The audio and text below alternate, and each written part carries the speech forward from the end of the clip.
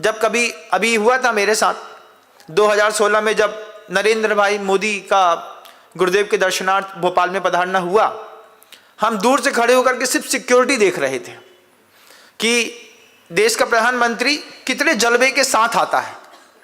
हमने देखा, मतलब 1 घंटे 1.5 घंटे पहले से देख रहा था मैं, जेड प्लस सिक्योरिटी वाले जो BBIP होते हैं, उसमें SPG कमांडोज का आना, एक एक चीज का पूरा सर्विलेंस करना, दूर तक की 1 किलोमीटर दूर तक की जितनी भी बिल्डिंगें थी सब पे पन्नी डाल देना, उसके बाद पूरा चेक करते रहना, हर एक कमरा चेक करना। हम लोग के बैग्स चेक कर लिए SPG कमांडो ने, हम लोग आहार में गए, उन्होंने बैग चेक कर लिए, पता चला कि किताबें ऊपर की नीचे, कहीं कुछ भी कोई भी छोटी सी भी प्रॉब्लम ना हो।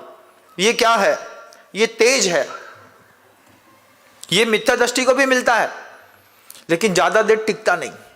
जैसे जितने भी मंत्री मिनिस्टर बने हैं, इनको मिला तो है लेकिन कितनी देर टिकेगा वाला है?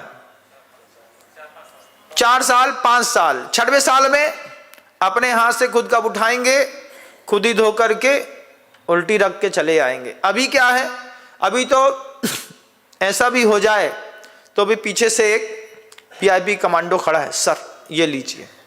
तो सम्यक दृष्टि का वैभव दीर्घकालिक अवधि को लेकर के है। मिथ्या दृष्टि के पास वैभव है लेकिन बहुत देर तक का, बहुत दूर तक का नहीं है। बच्चे को समझाइएगा, बेटा मंदिर जाया करो। महाराज कहते हैं जिन्हें भगवान की प्रतिमा के दर्शन करने से सम्यक की प्राप्ति होती है। जितने साधु को देखिएगा कभी भी वो मंदिर के मोह से मुक्त नहीं हुए। गुरुजी ने बोला जब भी जाओ किसी भी मंदिर के भगवान जी मिल जाए, जिनेंद्र भगवान के मंदिर, पता चला किसी भी मंदिर में चले गए, क्योंकि मंदिर तो मंदिर है। आपने मंदिर की बात करी थी, मंदिर के साथ भगवान की भी बात है कि हमारा भगवान, उसकी खासियत है। भगवान का आप्त का एक सुंदर सा लक्षण जैन शास्त्र में रख दिया। बच्चे बोलते हैं सेकुलरिज्म का जमाना है, सारे कॉन्स्टिट्यूशंस एक जैसे होते हैं, सबके ब्लड रिलेशंस एक जैसे होते हैं, मानव के बीच में कोई भेद नहीं होता है, ऊंच नीच की सब प्रकृतियां इंसानों ने बनाई हुई है। ये सब ऐसी बातों में आज का बच्चा बहुत जबरदस्त बात करता है। उस बात करते हुए बच्चे को बताना पड़ता है कि ऐसा कुछ भी नहीं होता है, हर इंसान में फर्क होता है।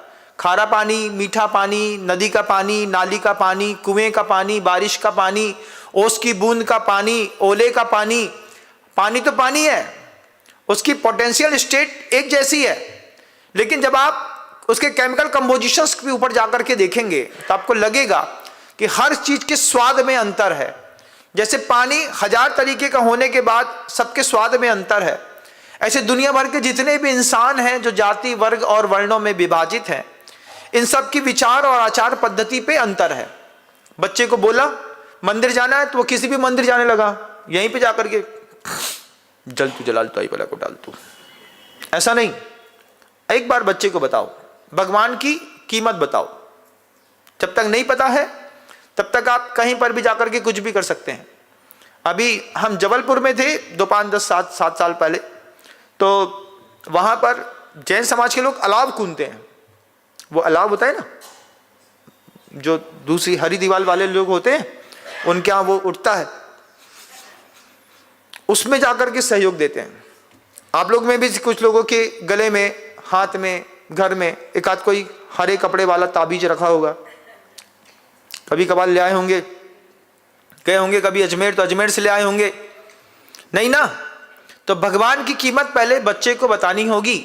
समंत्रबद्ध गुरुदेव के शब्द वाली, समंत्रबद्ध गुरुदेव ऐसे गुरु महाराज रहे हैं इस जैन शासन के, वे भगवान से न डरे। भगवान भी सामने खड़ा रहा तो बोले पहले तुम्हारी परीक्षा करेंगे। तो उन्हें आप्त परीक्षा नाम का ग्रंथ लिखा, न देवायम भूयानम चामरादि विभूतया कह करके कह दिया, हे भगवान तुम सामने बैठे हो और तुम्हारे बगल में चमर टंगा है, देवता लोग तुम्हारे ऊपर फूल माला फेंक रहे हैं, अभिषेक कर रहे हैं, शांति धारा कर रहे हैं, इससे हम तुमको भगवान न मान लेंगे। पहले हम तुम्हारी पेपर लेंगे, पेपर लेने के बाद फिर जब हमारे मन में, हमारी भावना में तुम बैठ जाओगे तब तुमको भगवान मानेंगे।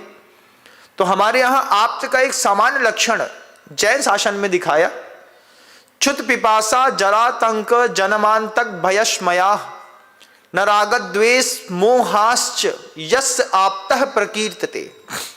समंतपद गुरुदेव ने कहा अपने बच्चे को बोलना, जब बच्चा बोले कि सेकुलरिज्म का जमाना है, सारे मंदिर सारे भगवान एक जैसे होते हैं, तो उसको बताना है कि भगवान वो होता है जिसको भूख नहीं लगती।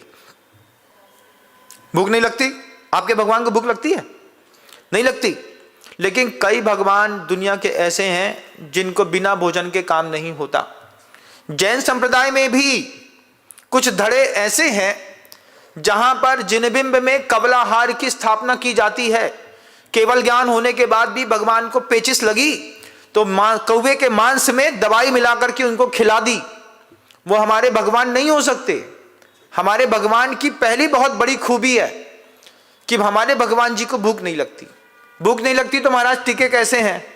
परम औदारिक शरीर है, ऐसी वर्गणाएं चारों तरफ से वो आत्मा खींचती है कि उसको पेट में ज्वालामुखी जलने के बावजूद एक कणक दाना भी ना डाला जाए तो भी उनका आयु शेष जितना काल है उसमें कोई भी किसी भी प्रकार का प्रभाव फर्क नहीं पड़ता। बच्चे को ये बात समझाओ ना एक बार बैठ करके कि भगवान उसको कहते हैं जिसको भूख नहीं लगती। अरे तो तुम फालतू की बातें हैं, वो ऐसा बोलेगा। लेकिन उसको बोलना टू बी सीरियस। जैसे तुम मैथमेटिक्स को लेकर के सीरियस हो, फिजिक्स केमिस्ट्री को लेकर के सीरियस हो, अपने प्रोजेक्ट को लेकर के सीरियस हो, वैसे ही तुम अपनी लाइफ को लेकर के भी सीरियस हो कि तुम्हारे भगवान को भूख नहीं लगती। हमारे मंदिर में बैठा हुआ भगवान कभी भी किसी से भोजन नहीं मांगता। चुद दूसरा शब्द प्यास नहीं लगती। अभी आप देखिए जैन शासन की कितनी बड़ी खूबी है। हमारे यहाँ प्रासुक जल छने पानी से अभिषेक करने पर हमको पुण्य की प्राप्ति होती है। कई समाजों में ऐसी मान्यता है कि जब तक वे अपने भगवान के ऊपर शराब न चढ़ा दें। कई लोगों की मान्यता है बकरी का गला निकालते हैं और पूरा का पूरा खून जैसे प्लास्टिक की थैली से निकाल रहे हैं ऐसा उड़ेल देते हैं, तब जाकर के उसके भगवान की प्यास बुझती है। एक बार सोचो कि जैन कुल में आकर के क्या गजब की चीज मिली। शुद्ध छने पानी से प्रभु का अभिषेक करके हमने अनंत गुना फल पाया है। हमारे भगवान को प्यास नहीं लगती, हमारे भगवान को कुछ नहीं चाहिए। क्षुत पिपासा जरातंक, उसको बुढ़ापा नहीं आता, उसको किसी प्रकार की व्याधियां नहीं होती। जो भगवान व्याधि के चक्कर में मर जाए वो भगवान नहीं है। जज नहीं दोस्तों, अगर आपको मेरी वीडियो अच्छी लगती है तो प्लीज़ मेरे चैनल को लाइक शेयर सब्सक्राइब करिए और इसी तरह से अपना प्यार देते रहिए। धन्यवाद।